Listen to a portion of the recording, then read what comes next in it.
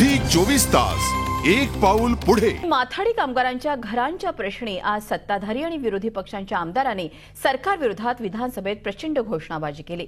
वडाळा आणि चेंबूर येथील माथाडींच्या घरासाठी सरकारने 2.5 FSI देण्याचा निर्णय घेतलाय। मात्र या FSI मध्ये केवळ 1,500 घरे बांधली जाणार आहेत। त्यामुळे सरकारने 4 FSI द्यावा अशी मागणी विधानसभेत करण्यात आली। मात्र तांत्रिक अडचणींमुळे ही मागणी मान्य करता येणार नाही असं मुख्यमंत्र्यांनी स्पष्ट केलंय। सरकारने याच भागात खासगी बिल्डरांना 4 FSI दिला असून माथाडी कामगारांच्या घरासाठी जादा FSI का दिला जात नाही असा सवाल सत्ताधारी आमदारांनी उपस्थित केला। 1988 साली राज्य सरकारने वडाळा आणि चेंबूर इथे 58 एकर जमीन माथाडींच्या घरासाठी दिली होती। मात्र अद्यापपर्यंत घरांचा प्रश्न सरकार दरबारी प्रलंबित आहे। आजपर्यंत कामगारांच्या कुठल्याही MMRDAला प्रस्ताव मंजूर करण्यासाठी देऊन सुद्धा 1.5 वर्ष झाले प्रस्ताव मंजूर नाही।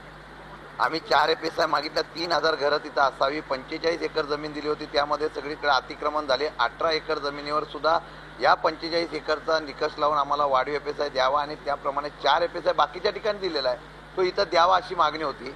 परंतु आज तारांकित प्रश्नाच्या माध्यमातून सुद्धा निर्णय मिळावा। चेंबूरला अतिक्रमण झालंय, झोपड्या पडलेल्या आहेत, त्या हलवण्यासंदर्भात आणि तो प्रस्ताव मंजूर करण्याच्या बाबतीत मला निर्णय घ्यावा अशा प्रकारची मागणी केलेली आहे।